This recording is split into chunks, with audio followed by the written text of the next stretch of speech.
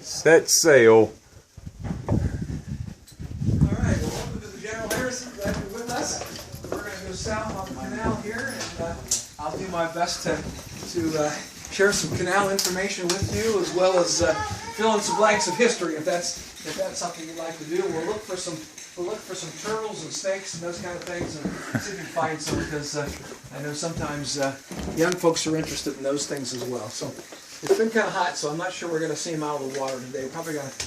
Well, this morning would have been perfect. It was crisp and cool this morning. Yeah, I didn't see very many this morning, so we'll have to see.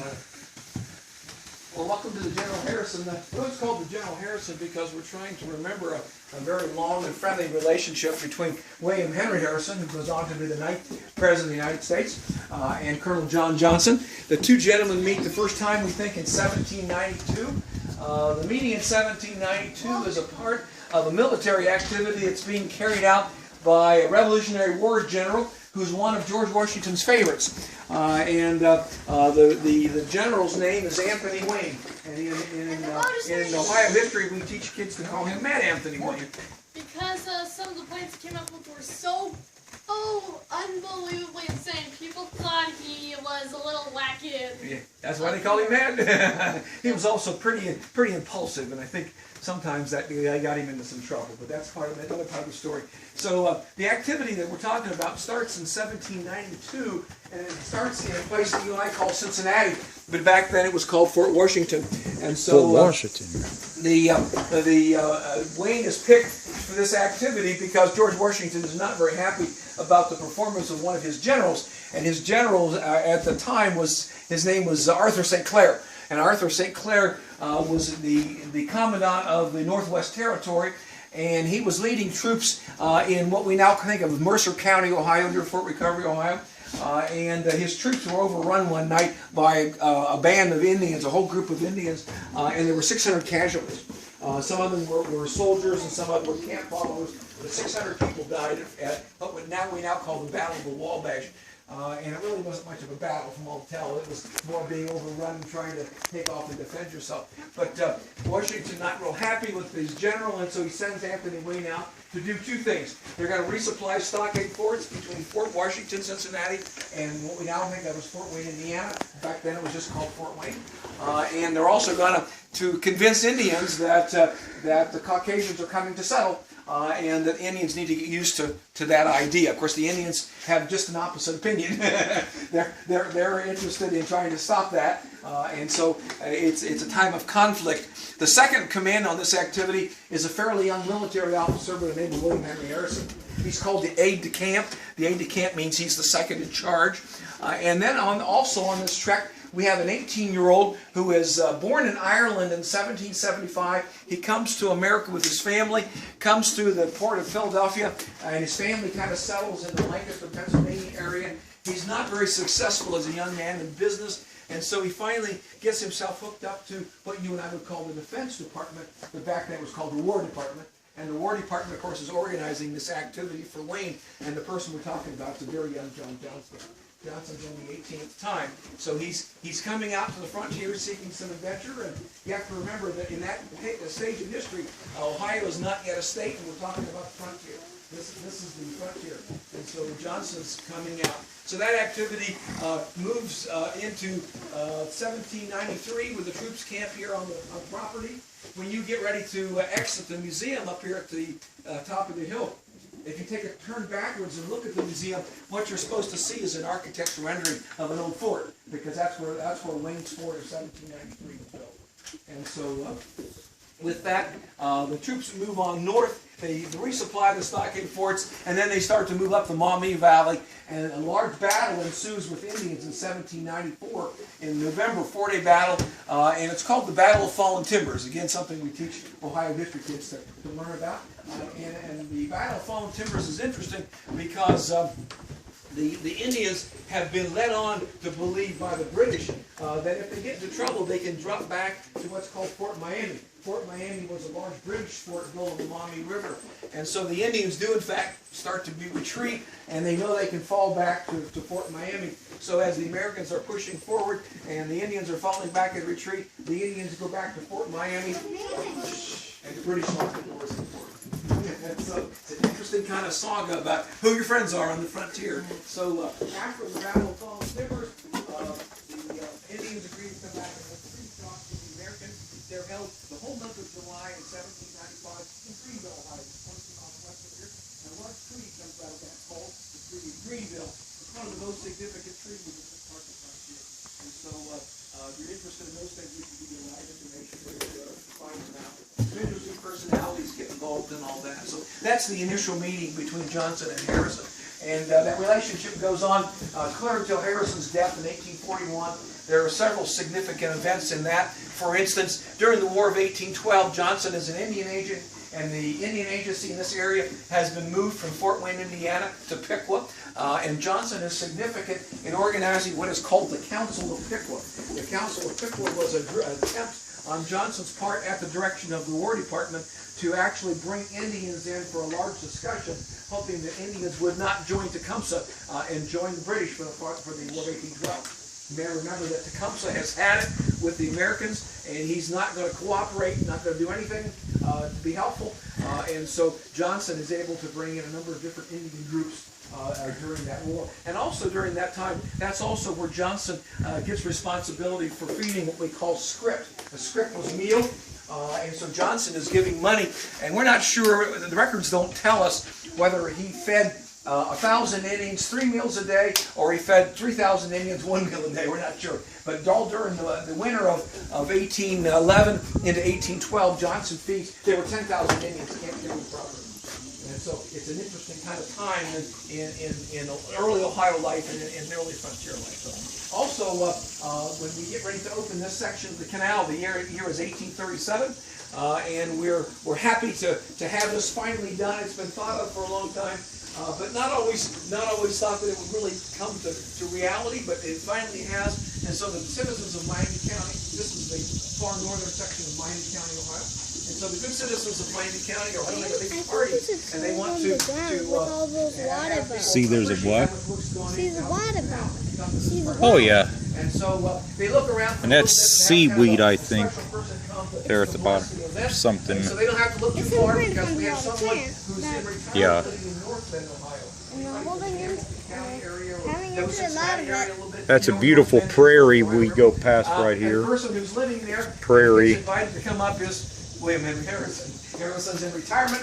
If you don't know the story, his wife is trying to urge him to stay in retirement, and obviously he does not. Because he runs for the presidency in 1840, so he doesn't follow his wife's good advice, and it has a very nasty turn at the end of that. So we can talk about that if we have time. But Harrison is the featured invited guest who comes to Miami County, Ohio, to say nice things about all the people who have worked so hard to bring the canal into this part of Ohio. And of course, he comes to visit his old friends, the Johnstons, as well. I thought you asked me a question. Okay, sorry. I'll keep going. The interesting thing about Johnston and Harrison, they share some things in common. In addition to having a number of significant events. They were on the other side too. They were up on the south side of it too. It's all throughout here. Conservatives in their period in government, and so they're called Whigs. W-H-I-G-S. Tons of life down The there. Whig Party kind of dies, and the conservatives kind of move into what you might think of as the Republican Party. I think there's some shifts and things that go on in there, but that happens, I believe, in the 1840s and the early 1850s.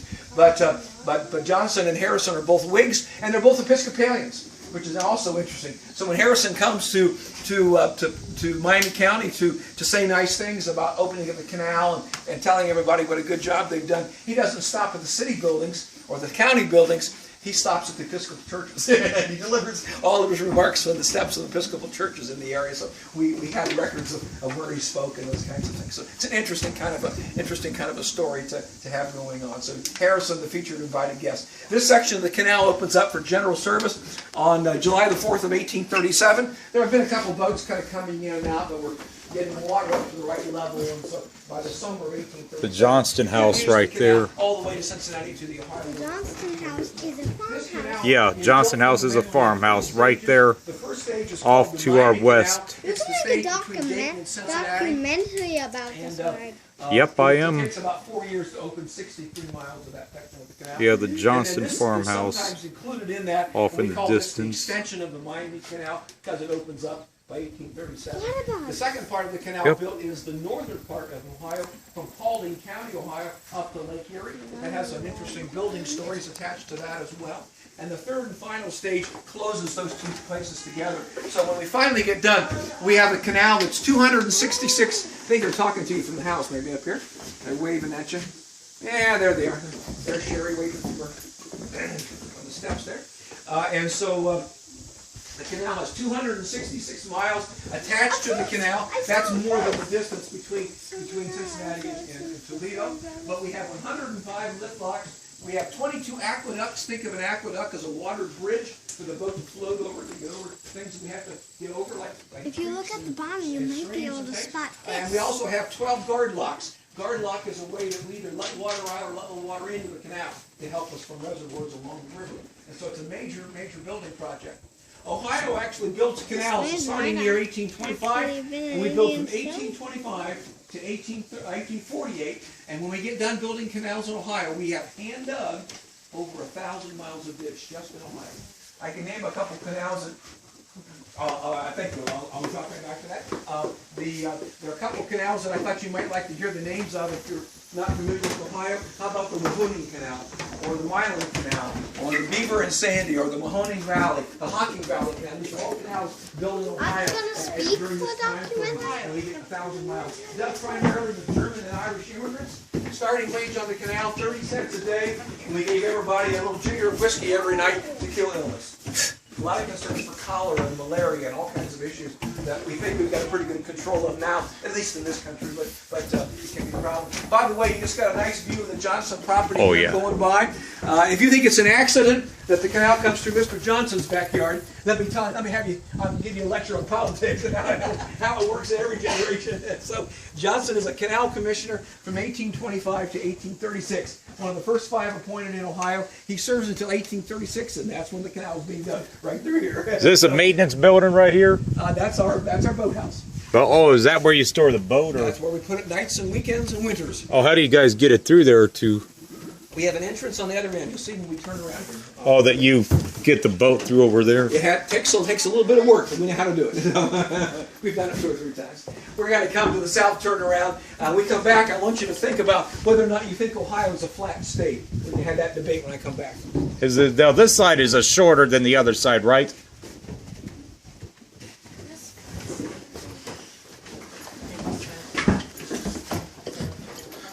This side of the trip is what's shorter than the other one, isn't it? Yeah, it's about a quarter of a mile shorter.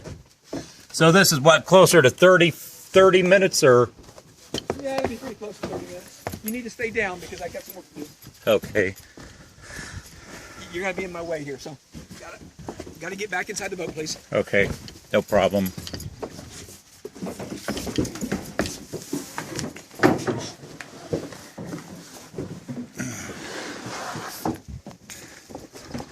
Oh, I see where it goes in now. I see the old sunken ship. I see the. Hey, John, you see the old? Show them the old sunken ship. This is where they dock the canal boat. Inside this building.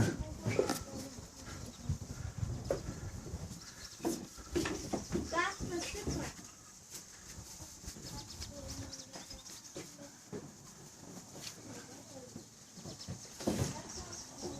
Pilot and sink.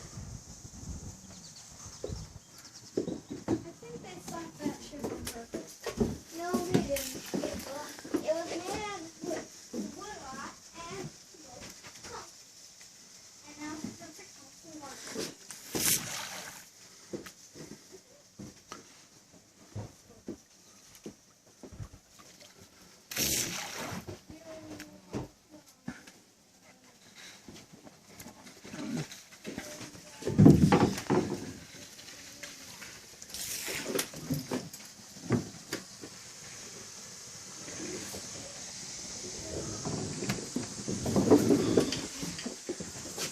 There's the rope.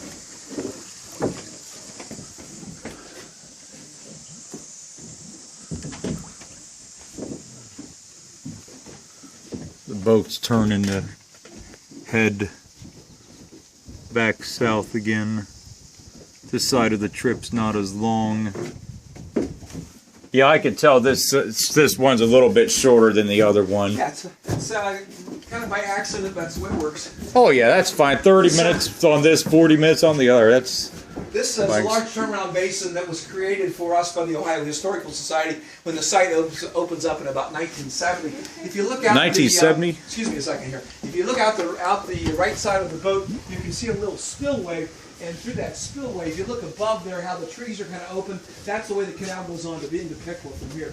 So you're riding about 3 miles north of downtown Piqua. You're riding between lot number 8 south and lot number 9 south.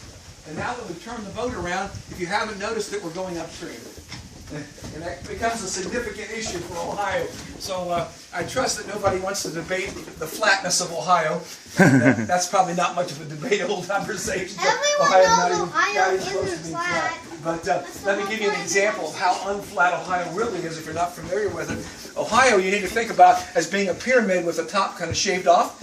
So to come off the Ohio River to the highest place in this part of west central Ohio, you come up 512 feet off the Ohio River. Okay. And then there's a plateau that runs 22 miles on the canal from Lockington in southern Shelby County up to New Bremen in Auglaize County. And once you get to Bremen, then the slope starts to descend down to Lake Erie. Eventually falls about 221 feet down to the level of Lake Erie. So if you think about what that means, Lake Erie during normal water times is about 300 feet higher than the Ohio River. And so you have to plan for those kind of things as you make canals, because this canal operates on something that you learned in 6th grade science, had you been paying attention. Water flows downhill. Downhill. It's gravity. Gravity is the system that works here on the canal. And so once you kind of got that concept in mind, you have to understand what we have to do engineering-wise to make the canal work. And so you come from Cincinnati, you'd come up 512 feet to Lockington, go across the plateau, hit New Bremen, and go back down to Lake Erie, if you're making the whole pass. Now, not all boats make the whole pass. A lot of the boats are regional boats, and they would have operated maybe from Cincinnati to Dayton, or Dayton to Piqua, or Piqua to Delphus, or something like that. But some of the boats made the whole pass, but it's kind of unusual for that to happen.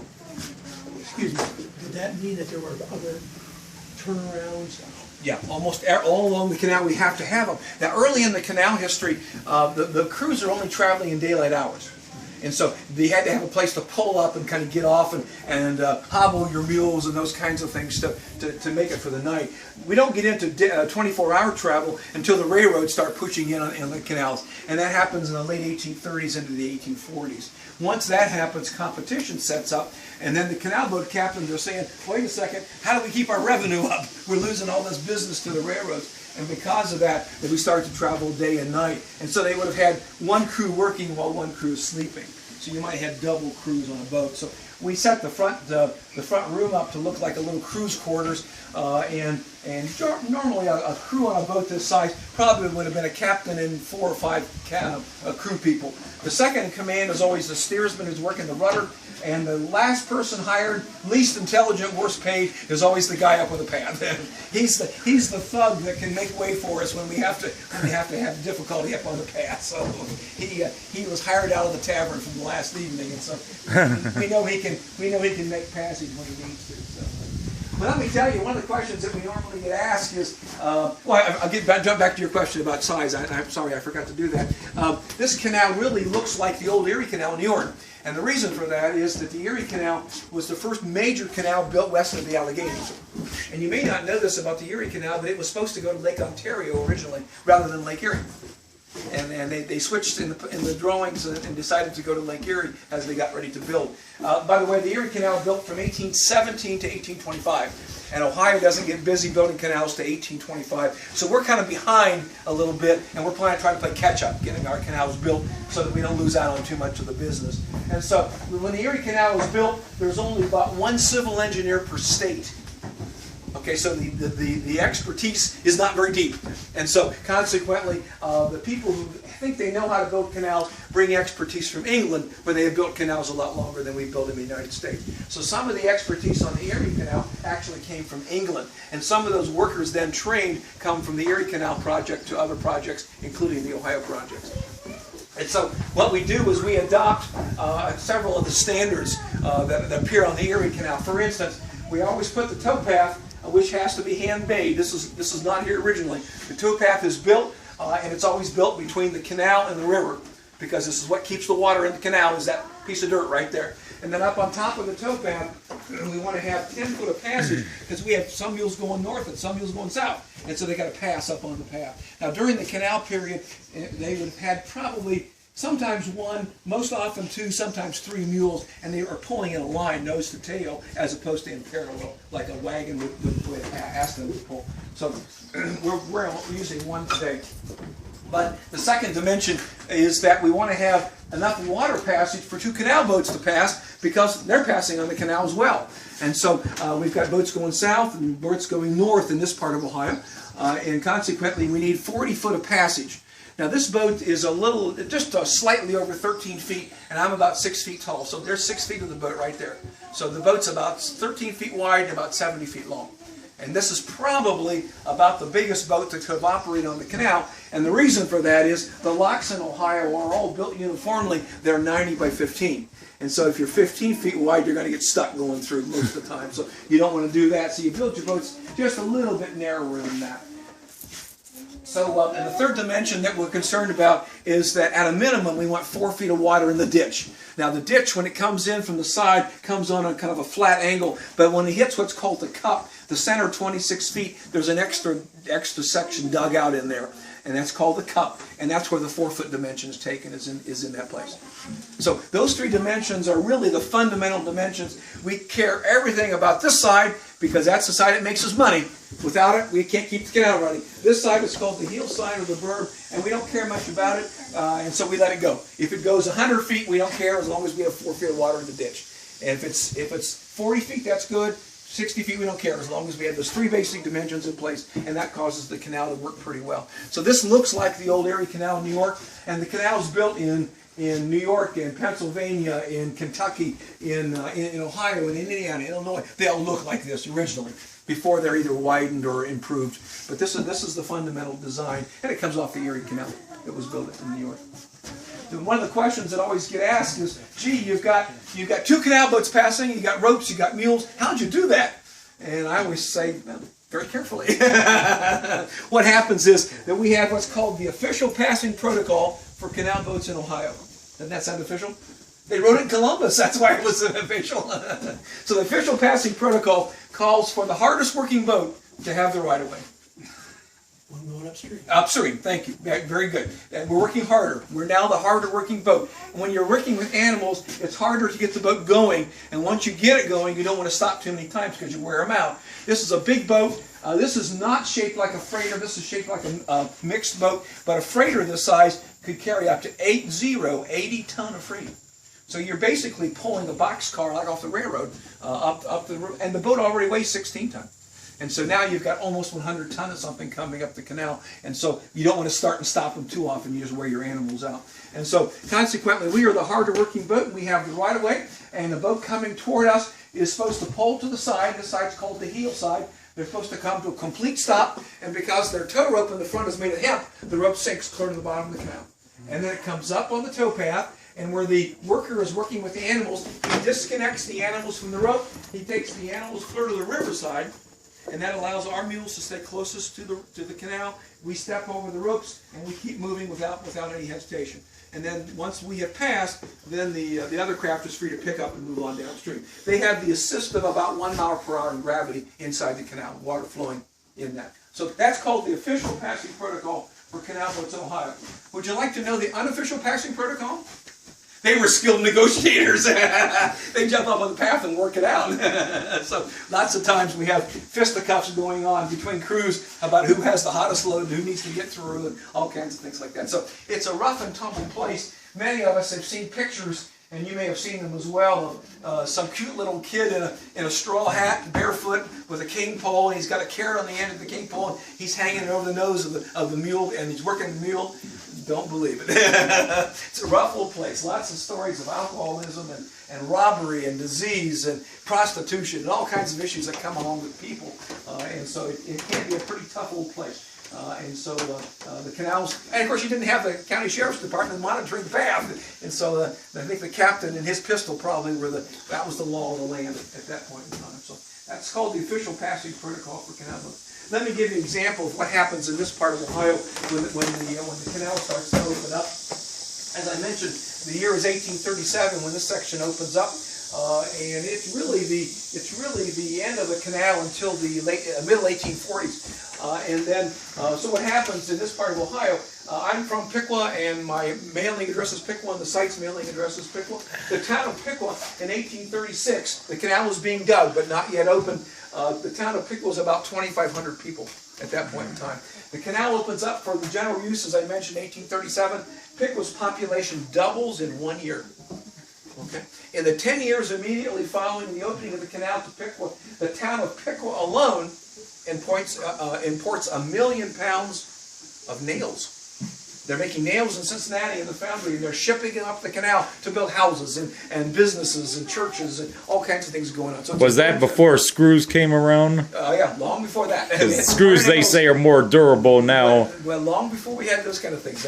You've ever seen square nails that we make in foundry? That's what we used. And so because of that, we've imported 1 million pounds. The nicest compliment goes to the farmer. I'm looking for my barrel. I have a barrel sitting over here. We know that a barrel of flour sold in this part of Ohio in 1840 had a retail value of approximately $1.25 a barrel. So if you're a farmer, you work real hard, you turn your grain into flour, you might expect to get $1.25 out of that on average in 1840. The other option, of course, is either to sell it to a distributor or to put it on a canal boat yourself and see that it gets out to a larger market. If the barrel of flour would make it all the way to New Orleans in the south or make it to New York City on the east, the barrel of flour that sells for $1.25 a Piqua now has a cash value of $8. No small surprise that some of the investors on this canal and bought bonds to build the canal came from England. And what's going on in England in this period is that England is moving from the agrarian society to the Industrial Revolution. And the Industrial Revolution starts in England and in Europe and comes this way. And so consequently people are leaving the farms and headed to towns. And England is concerned about how they're going to feed the population. And there were investors that believed that by investing in canals in this part of the world, they could get things to large markets, ship them over the Atlantic, and make a profit in doing so. And it really works out to be the case. And so it's a nice compliment. It fulfills the second goal that Ohio had. The first goal for building canals in Ohio was we wanted the population of Ohio to get larger. It's very small as we start to become a state. But secondly, we wanted to see farm produce get out to larger markets for profit for farmers. Because most of the people living in Ohio in that point are farmers. And they're really struggling because they're not making good money. The roads are terrible. The streams aren't good for boats. And so it's a strange old place. Just remember a couple things about Ohio. The year of Ohio's statehood is officially 1803. When Ohio becomes a state, there only are 60,000 families living in Ohio.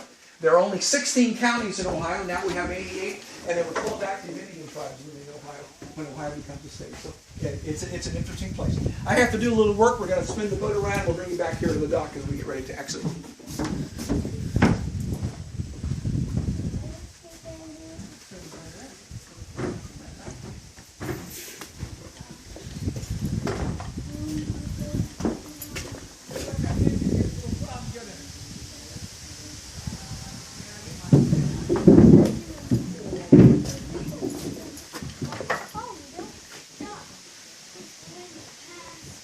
Yeah, we'll do that.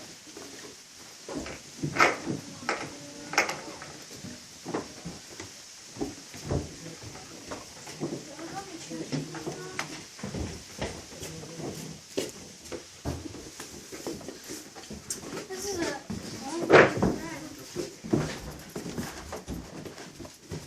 Although to be honest, I did expect it. The water smells good. Probably don't want to swim in it, though. Yeah. No, not the way this water looks. You don't want to be swimming in this. It has Yeah, fish it's poo. full fish duty. But if you filter And it, Toto you could be duty. able to drink it. It's not that dirty. It's pretty dirty. Yeah, it is, because you have this green slime. That's often from the farm runoffs, unfortunately. It's not called green slime, it's called algae. Algae, yeah, well that I know. That's what it looks like, the green slime. It down near Tip City, south of that, it looked like the river was completely green. Yeah, if you go off the bike path south of Tip City, it's like a Oh, that dude's completely green river. trying to get to that. I saw one. Why didn't you stand there? Female, right across the lane. Watch what the mule does when the rope gets tight. But watch when it gets tight. Everyone get on this side. Watch when it gets tight. See how he tightens it up to make sure he pulls it instead of it pulls him?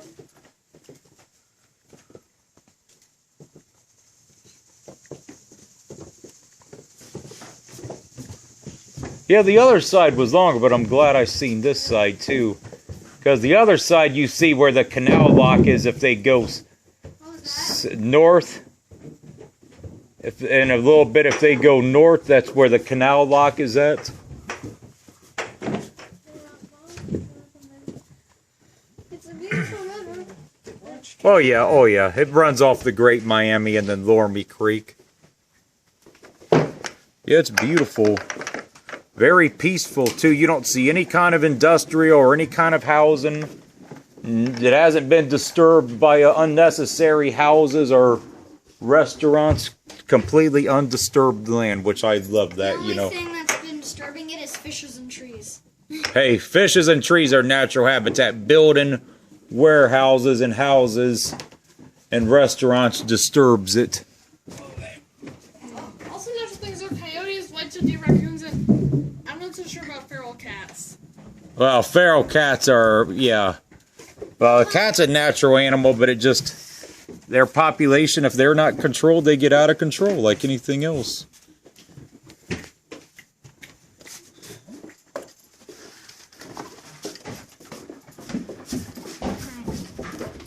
Yep, he's getting ready to pull into the dock here. I love that noise. Of course, the mule's getting ready to go back to his barn or his little nesting place. They got one more tour at 4, then, which I'm not staying for that. Then they got some this evening, special events.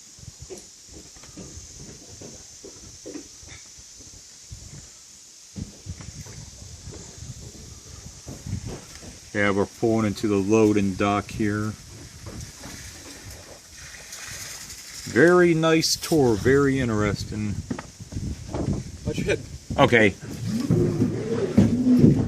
Yeah, I mean, I have really enjoyed this today. Good. I'm glad you did. And, you know, plus at least, I mean, I've covered this in pretty good detail, so there will be some really good videos of this on YouTube, and I hope you find it when you enter in the Johnston farm or whatever and share this, you know, and share some of these videos, you know.